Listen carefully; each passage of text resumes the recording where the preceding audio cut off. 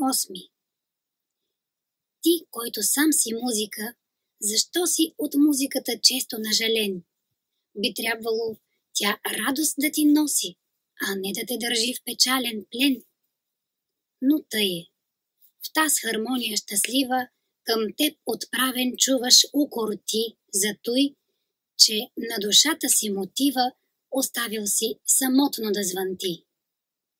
И ето звук от звука от звук взима, 3 гласа в съзвучие звучат, като че ли семейно пеят 3, стопанинът, жена му и синът. И чуваш ти във всяка тяхна нота, самотният е никой в живота.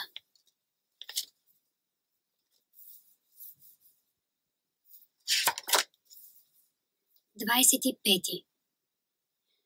Тос, който е за щастие роден, да се гордее с почести и знатство. Аз нямам тез неща, ала на мен е дадено по-инакво богатство. Щом князът му го гледа с ведър вид, разцъфва фаворитът като невен, но клюмва този същи фаворит, щом погледът на княза блесне гневен. Героят от сражения безброи разхожда се с осанка горделива, но хукне ли в един единствен бой, честа от своята книга го изтрива. А твърдо любещ и до смърт любим, аз царствам върху трон непоклатим.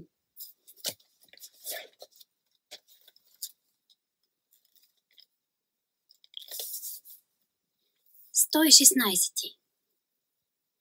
Не, бракът между чисти духове препятствия не бива да признава. Погрешно любовта се тъй зове, когато на промени се поддава. О не, маяк е тя, висок и як, не знаещ страх пред бясната природа. Звезда е тя на бродника моряк, с точна висота на небосвода. Такава тя е в мене. И макар да ни бразди челата и страните, не може да я спре косачът стар, да трае до завършека на дните. Не е ли тъй, не съм за нея пял и любещи светът не е видял. Край.